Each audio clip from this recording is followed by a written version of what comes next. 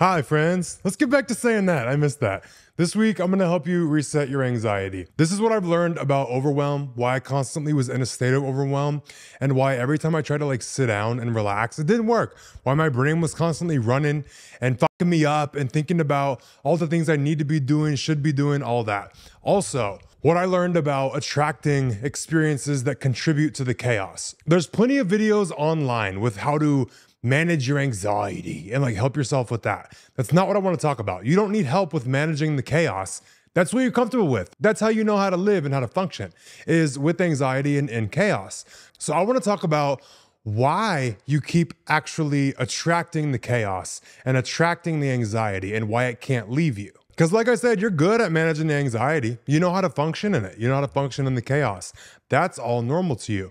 I'm going to go into and talk about dealing with the emotions that come with being calm and how to feel safe to be calm. Because if you constantly are in an anxious state and you have anxiety really, really bad, like I said, if you're on the couch and you try and relax for a minute and then your brain is thinking about everything you should, could, and better be doing, that comes from anticipating a negative experience or something unwanted happening. So feeling calm makes you feel vulnerable. It makes you feel like an attack is coming and it makes you feel anxious. So let's go into all of that on a way deeper level.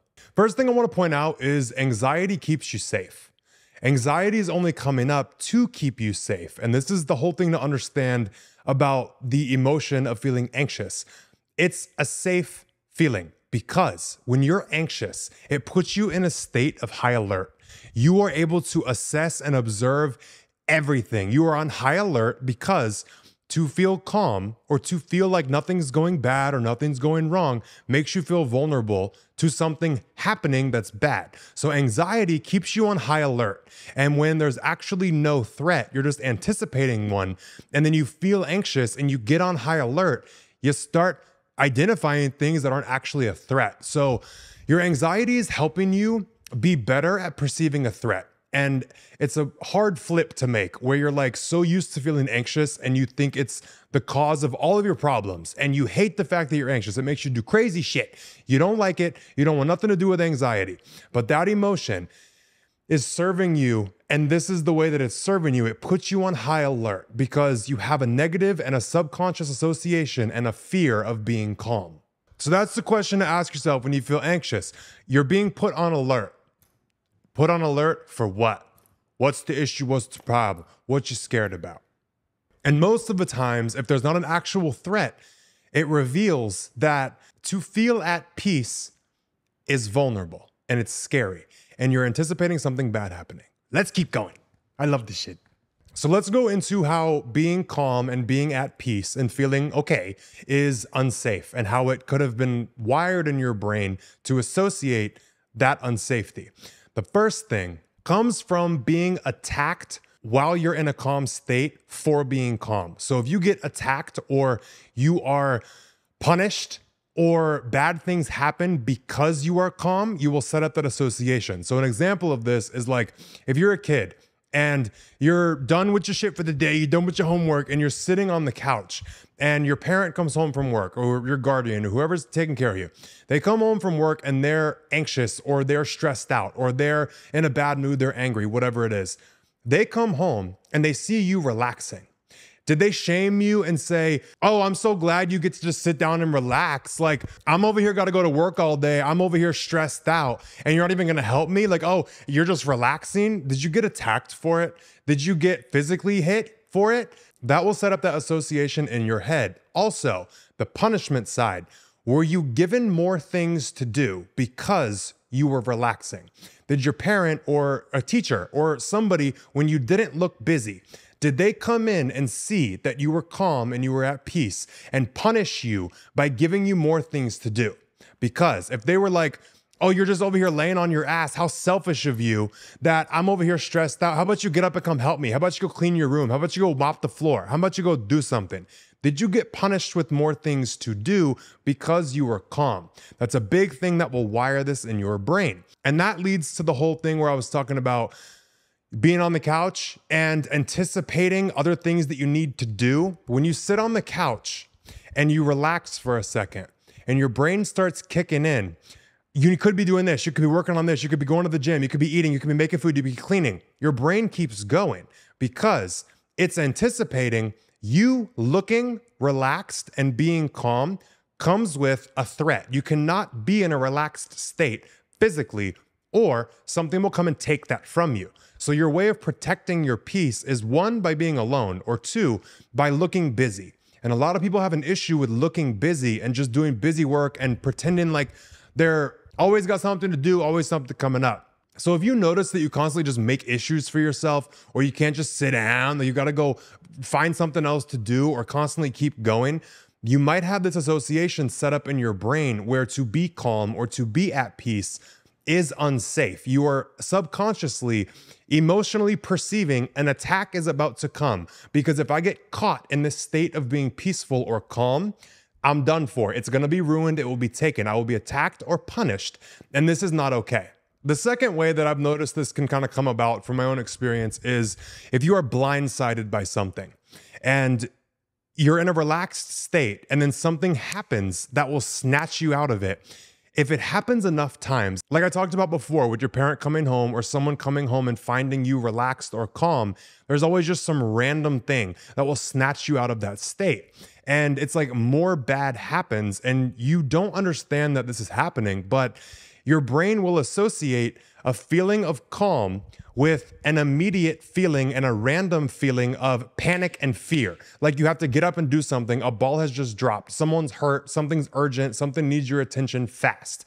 You will have an association and you will emotionally get anxious as hell anytime you're calm, because you have a feeling signature of calm comes with panic. So to stay in the panic state keeps you on alert. You're not going to get blindsided by something random coming up. Being blindsided is one of the scariest and worst things that can happen for someone who's anxious, because you've already thought about every way something could happen, and you get blindsided by something and it makes it worse. So that's another thing that can happen, is if it happens too many times, you have that feeling signature of calm comes with panic, and it's never safe to fall into that calm state because you're going to get snatched back out of it. And it's like, I don't want to have to do the whole energy thing of like calming down and then getting ramped back up and then going and doing something and then you calm back down and then something else comes back up. It's like the constant up and down is more exhausting than just staying up and alert and anxious and on your toes, if that makes sense. Okay, now the third point that I want to talk about is one that's going to relate to social anxiety and why that kind of happens, and a lot to do with your body and why you nitpick your body and why you're never happy with it. You're never happy with your style. You're never happy with how you look or how you talk or how you walk. And it comes from being nitpicked by people around you and people who are your friends, your peers, your parents, teachers, whoever it is in your childhood. Usually it's early when these associations are made. But if every single time you were happy with something that you did, or you were happy with the way that you looked, or you were just relaxing and you weren't in a state of like anxious stress to change something or improve something, it was attacked and it was nitpicked. So if you put on an outfit that you liked, you come downstairs or you go to school and everybody makes fun of you. For you to be happy and be relaxed and to feel confident, you will create a negative association with that if you've been nitpicked too many times. Like I said, the feeling signature thing with the last point, it also can happen with the happiness of trying to do something new with your style or be out in public and do something. Like anything that got you made fun of, you will not want to go back to that state. So if you have an association with being happy and then being made fun of, so happiness will come with embarrassment, or being relaxed and calm and feeling good about yourself will come with a sense of embarrassment. So anytime you feel calm, you will immediately shift to anxiety to figure out, what is the threat? What about my body is not good enough? What about my style is not good enough? What about the way that I'm walking and talking? What about the joke I just said that wasn't good enough? Because it's trying to find that threat before you get snapped to that place of embarrassment and being made fun of. And that's really something that will stick with you for a long time, is embarrassment and getting made fun of and being nitpicked constantly. It's like, if your appearance is not on 10, you will be an anxious wreck because you feel vulnerable to attack. So if you're not constantly improving yourself or dieting or going to the gym or all these things, this anxiety comes up, and that anxiety is just trying to get you to go do the things that make you feel like you have less of a threat and less of a target on your back in a situation when it comes to that. When you've been nitpicked forever, it sucks. But this is an association that can also be set up in your head that will keep you in that anxious state because it's safer. And the other thing the anxiety is trying to do with this situation is make you cater yourself to everyone's preferences because you won't be nitpicked. If you can chameleon yourself to any person around you and figure out what every single person's preference is and then match that so you can hide certain things about your personality that you think they would nitpick. And that's the other thing the anxiety is trying to make you aware of is what do these people think? What do they like? What is safe to show? You're trying to assess how safe it is and what to display that is safe. So the anxiety is not there to attack you and beat you up. If you don't know how to deal with conflict, your only option really to avoid conflict is to hide things and adapt yourself to the situation. So the anxiety is putting you on alert to make yourself safe. That's a big thing with people who think that they're empaths. Being an empath is not some spiritual thing. It is a learned trauma response for a lot of situations. This is one of them. Like I said before, with example one, if your parent came in the door all freaked out, you will think that you're an empath because the way that they open the door, you can notice and figure out what mood they're in. And that doesn't come from being so intuitive. It comes from a learned experience of certain patterns reveal certain behavior, and you're trying to predict the attitude that someone is about to walk in the door with. You can sense when anything is off. You can sense when anything is different or what mood that anybody is in because you've learned to adapt to that to protect yourself and prepare for whatever consequence you think might be coming. Being an empath is a good thing, but it can also destroy you. But like I said, if you don't know any way to protect yourself from conflict and you don't feel safe to stand up for yourself, you constantly just cater yourself to what other people like. That is the whole meaning behind my new merch coming out. The collection is called Fuck Forgiveness because you don't need anybody's forgiveness to live by your own preferences and do what makes you happy. If they don't like it, they don't like it. That's fine. I don't need your permission. I don't need your forgiveness to be who I am and to like what I like. So this is the flip side of this whole experience of letting the anxiety run you turns into, I don't need anybody's permission to do what I want. I don't need your forgiveness for being myself. If you don't like it, you don't like it. And now that you're at a point where you understand your anxiety around catering yourself to other people's opinions is not to harm you, it's just to keep you aware, you can now go into it with the mentality of, wait, I don't need their permission to do what I want to do and dress how I want to dress and be who I am. So keep that in mind. And when I drop the Fuck Forgiveness collection, you could buy a shirt, you could buy a hoodie, you could buy the slides, whatever it is that's going to help you remember that and keep it in the back of your head. You don't need anyone's forgiveness. But Halloween is when it all drops. It's finally official. So get ready, Halloween. All right, point number 4.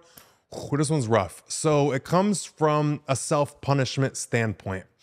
This one is going to be the one that hits you the hardest and hits you the worst and makes you the most anxious and the most of a wreck. And you constantly attract chaos. So if you are in a calm state and something happens that you didn't expect or something rips you out of it or you experience anything bad in this life, anything unwanted or anything that didn't go how you wanted it to go, if you automatically blame yourself for if I didn't relax, if I didn't take time off, if I didn't just calm down and take time to myself, I would have been able to do something and prevented this from happening. Well, I could have done X, Y, Z. And you will beat yourself up mentally and convince yourself that you are the cause and your relaxation and your being calm was what made this situation worse. Another way that the punishment side of how you punish yourself will come in is if you were not drained and dog tired when something went wrong, you don't feel like you are safe from taking on punishment. Like you will punish yourself if you have any energy left. So the anxiety that you feel is trying to protect you from that attack you're going to have on yourself of like, if I just drained myself and made myself tired, if I didn't take this time to relax, if I was up and doing everything I needed to do and I prepared for this and I thought of anything that could go wrong, it wouldn't have gone wrong. That also creates an association with being drained and tired is safe. Just to let you know, relaxing is productive and it's very unfair to punish yourself for not preparing for something you didn't know was gonna fucking happen. So let me yell at the voice in your head for you. Shut the fuck up, leave my friend alone, all right? You didn't know it was gonna happen. It's okay, it's not your fault. You're gonna be able to handle it. Whatever happened, happened how it was meant to. It didn't get bad, and your life is not worse, and things are not worse because you didn't prepare for something you didn't know was gonna happen. It's like if you have some unexpected expense come up and a couple days before you saw something in the store and you loved it and you bought it and you like it. You got a new pair of shoes, you got a bag, whatever it is. You did something to make yourself happy. Do not, a few days later, when something bad happens, take away and punish yourself for doing something that made you happy when you did not know what was coming. Because if you knew what was gonna happen, you would have taken precautionary steps and maybe not have bought that thing.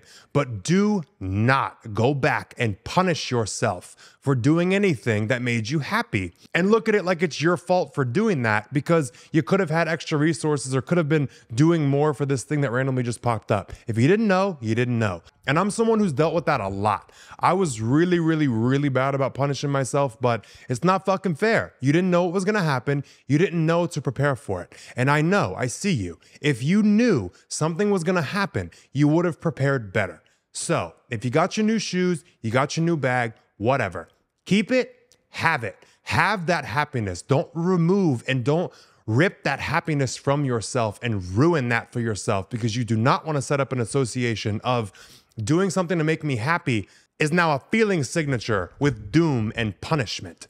That I'll go into in another episode, but do not punish yourself for being happy and doing something that made you happy and make that the reason that things hurt worse. Well, if I didn't do this thing, this wouldn't be so bad. Nope, that's not logical. Do not beat yourself up like that. It's not fair because that's what's gonna continue this cycle of anxiety because next time you try to go do something for yourself, you're gonna be over here anxious because you're anticipating, wait, I don't know what's about to come up, so I don't wanna make myself happy, so you make yourself be unhappy to prepare for something you don't know might or might not happen.